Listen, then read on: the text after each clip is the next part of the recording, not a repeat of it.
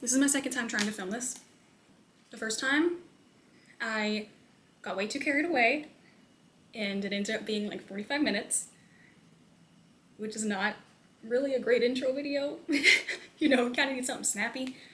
This is me refilming it and trying to make it less weird and awkward. Disclaimer.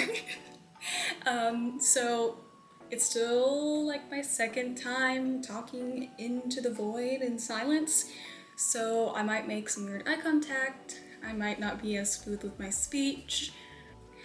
Also, if I turn around at any point in this video and you see the back of my head, I don't want to know.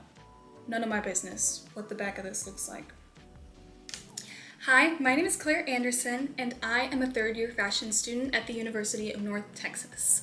Today, I wanted to show you what's in my backpack and what's in my work bag. So, the first time I tried to film this, I kind of tried to do everything all at once, and it did not work out. It was too long, and I didn't write an outline beforehand, so it just did not make sense. So I decided I'm gonna split this up into a series called the Fashion School Survival Guide. This time I'm just gonna be showing you what's currently in my backpack and my work bag from this past semester. My cat's back there. So for this video, I'm just gonna be showing you, girl.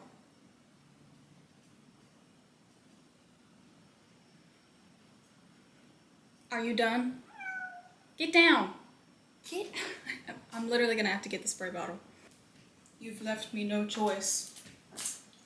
This is what it's come to. In the arms of the angel. So this time I'm just gonna be showing you what's in my work and my school bag from this past semester. So it's just packed for those classes. Fashion design requires a lot of different materials for each class. So this is just what I have currently, and then I'm gonna do separate videos for other classes that I've already taken, and even going in depth more for some of the classes I took this past semester to explain to you supplies, essentials, what's gonna help you out, what you really don't need but your teacher's gonna tell you that you need, and all that stuff. So, disclaimer before I start the video. So a lot of what I'm showing today is not going to be in everybody's budget, and that goes for everything else in this series that I'm going to do, and that's okay. I'm definitely not saying that you have to be like rolling in cash to be a fashion design major. I know and know of plenty of people that have done it and they're doing great things and they've done it all on a budget, and that's awesome. I'm privileged enough to be able to afford these extra things and have my school paid for, so I'm just showing you what I have, and then if you're on a budget or you need to pick and choose, then you can just take from this video what you will. I'm gonna link an Amazon list in the description with everything that I'm telling y'all because most of it's from Amazon. ASMR. Let's get into the backpack first. This is the backpack that I'm currently using. It's the Vera Bradley Hello Kitty collaboration made out of recycled cotton. It's super cute, it's practical, it's great, and most of all, it's Hello Kitty, so who doesn't love that? First things we have are my laptop, pretty much an essential for any college student. Even for fashion design, you're gonna need to have access to a computer with Adobe software, because that's all you're going to use once you get to your digital classes. This is my iPad Pro. Once again, this is like a big ticket item. Not everybody can afford it. Once you get to your digital designing classes, you'll be using Adobe Illustrate, Adobe InDesign, Photoshop, all of that. And you're going to be illustrating completely digitally on them. You can do it on a computer, but it's hard. It doesn't have the same personal style that your normal drawing by hand would do because you're doing it with a computer, and I just really don't like it all that much, except for maybe like technical flats.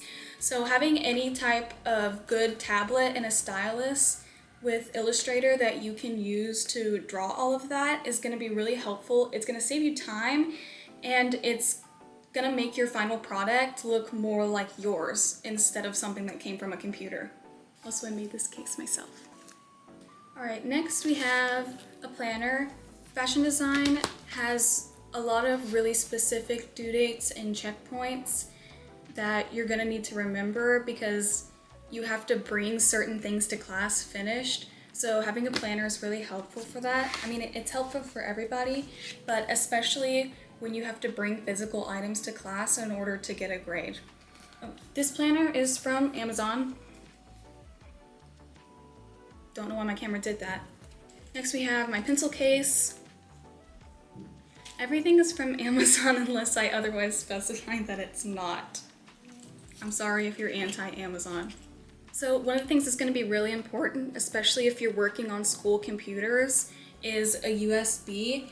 I know not a lot of people use them these days, but especially when you're working on specific projects on Adobe software, rather than having to go try and use the same school computer every time or uploading it to a drive every time, it's a lot easier, and honestly I feel a lot more secure having a physical USB that I can just transfer everything on and then plug it in wherever I go and all my stuff's on it.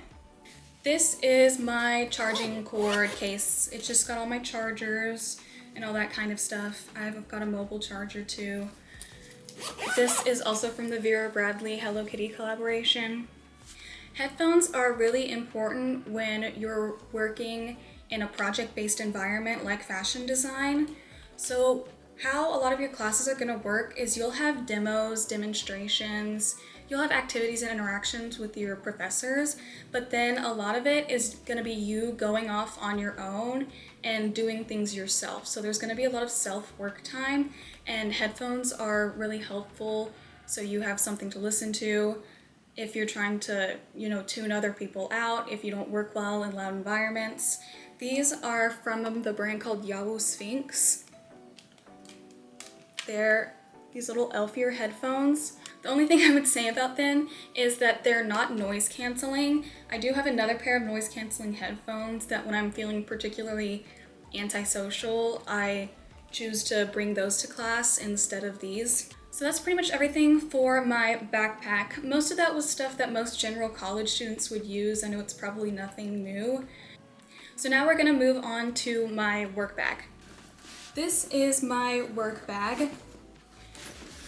I got it off of Amazon. It was like $20. So when you first start all of your major specific classes, you're gonna have to buy a kit, probably from a business called IDSLA. They're just kind of the general supplier all around. So you'll buy this kit and it'll come with a lot of your basic stuff that you're gonna need. I'll tell you what comes in your kit and what doesn't as I go through this, but it's something that you're gonna have to get. It does come with a work bag. It's just a big black square bag. I did use that for a while, but one thing is that it has a handle, but it doesn't have a strap to carry on your shoulder.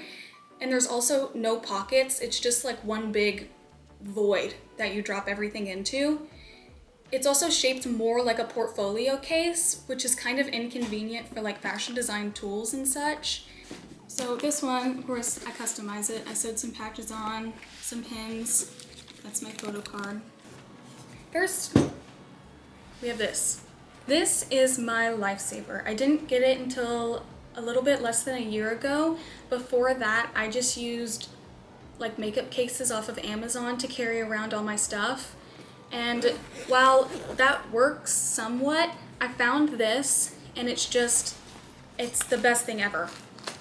So you unzip, you pull it down, it clips into place. It's got all these nice compartments and it's big enough to hold all of my tools. So this just has really great organization and compartments that hold everything. I got this from a store called like Megazone. It's based in Canada. It's like one of those stores where they have a bunch of like Japanese goods, like and anime merch, all that kind of good stuff. I just kind of found it on a chance. It wasn't all that expensive. It was like $30. For how much it's helped me, it's really totally worth the price. So these first two little bags, these are from Daiso. One thing about fashion design is you're gonna have bags inside of bags inside of bags just because of how many bits and bobs you'll be carrying around. So in this bag I have all my empty metal bobbins for our industrial machines. These will come in your kit, and then you'll have They're called organ needles. They're also for your industrial machines. These will come in your kit too. As long as you're not breaking too many of them, they should last you a long time. And then you have a tape measure, also comes in your kit. This has all my pencils and my fine point sharpies in it. The thing about pencils and pattern making and drafting is that there are some pencils that are... A few moments later. So I tried using regular pencils at first when I first started doing pattern making, and the thing about them is that they smudge, they transfer, and you're just gonna have like graphite residue all over your hands by the end of it. It's inconvenient, it's gonna smudge your pattern labeling, all that kind of thing, and it just doesn't stay nice and neat like you'd want it to. So I got these pencils on Amazon. They were listed as HB, but I ordered them and I tried them and they work really well and they don't transfer as much. So I really prefer these. And then these fine point Sharpies, I only really keep the colors that I need on hand in here. Pattern making has really specific color coding rules that your professor is going to be a really big stickler for, like they'll take off points if you don't color code correctly. So having these on hand to mark and color code everything before you forget about it and then turn it in without any color coding is really helpful. You'll have two pairs of scissors, paper scissors and fabric scissors, and they should never cross over each other. That's bad, very bad. You use paper scissors on fabric, you'll either ruin your fabric or your scissors or both, and the same goes for fabric scissors. Plus fabric scissors are a lot more expensive. These are not the ones that will come in your kit. These are a brand called Gingher, G-I-N-G-H-E-R. My grandma's the one that taught me how to sew and she bought me my first pair of sewing scissors, and they were Gingher. These are great because they'll have a lifetime warranty and you can go to any local grandma sewing shop that you have in your area and they'll probably have a scissor sharpening service. So you'll pay them like $15, they'll sharpen them, and then you'll get them back and you'll be able to use them until they literally fall apart and cannot be put back together. The scissors that are going to come in your kit are going to be much larger and much more clunky. They won't be as precise, and honestly, I just found them really inconvenient and difficult to control, and they're unnecessarily heavy. These are a bit pricey, but they're really worth it to invest in. All right, so I have laid out some of the very basic technical tools that are going to come in your kit. I won't go into a lot of detail on them in this video. I won't go into too much detail on how they work and all that kind of stuff. I can do a separate video on what's in your kit when you get it, how each of the tools works. But for now, I'm just gonna run through these relatively fast. This is a pattern notcher. This is a tracing wheel.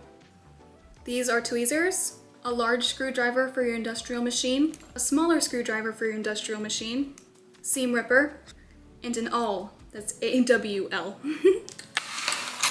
Those are just very basic. They're kind of the boring necessities. Moving on, we have push pins. So most fashion design labs are gonna have these bar height tables and they're kind of squishy to the touch. That's because they're pinnable tables. You can pin full needles into them, but they won't go in all the way because the foam just isn't deep enough and it's not gonna secure your fabric very well. The best thing you can get are push pins to secure your fabric, especially when you're working with slippery fabric, when you need to be really precise, and when you just want more control over whatever you're doing. Next is a big artist retractable eraser. This one's Staedtler. You're gonna need a big eraser. The erasers on pencils don't work very well and they just won't cut it. This is a retractable one from Staedtler. You can get them in a pack. They're really helpful, they work well. You're gonna be doing a lot of erasing because pattern making is a lot of geometry. These are chalk rollers. Your kit is gonna come with what's called tailoring chalk. It's shaped like a guitar pick, and it's basically just a guitar pick of chalk that you're supposed to use to mark lines. The thing is, they break easily, they're not very precise. The one that I got actually came broken in my kit.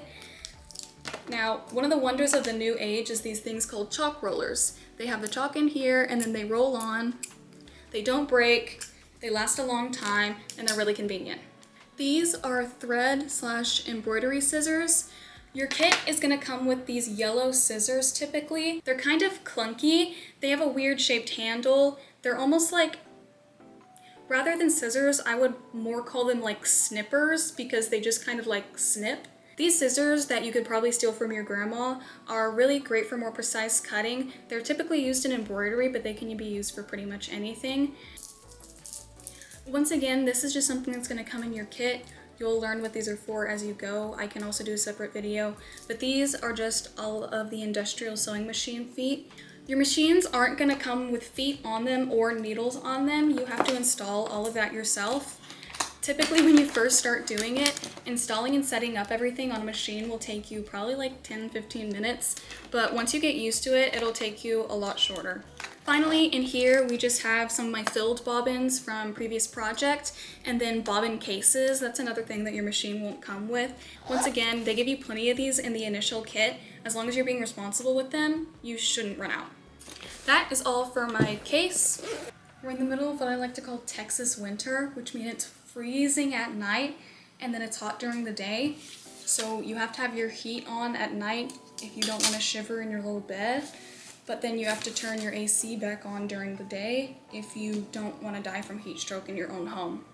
Next are these measuring tools that are going to come in your kit. Once again, I'm not going to go into a lot of detail on them in this video. This is just your clear grid ruler. This is a measuring lance. This is a French curve. This is, I have no idea. It's a hooky thing.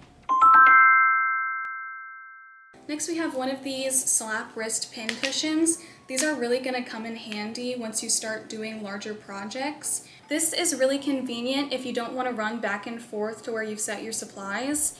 It just keeps all your pins like this. It slaps on. Got it on Amazon. Cheap, convenient. This is a fabric work belt I made for myself. Once again, similar to the wrist pin cushion, it's helpful to hold things on you rather than going back and forth looking for a table to set things on and forgetting where you put them. It's just really helpful to keep everything with you, and I mean, it's really cute too, so plus. I made this pin on here that says, "Don't yell at me, I'll cry." Next is draping tape. It's this thin little tape that you're going to use to make your style lines on your dress form. Because with draping, you're doing it directly on the dress form, so you have to mark out where you want seams, where you want things to end, all that kind of good stuff. The only thing I'll say about draping tape is that typically it will peel up over time no matter what.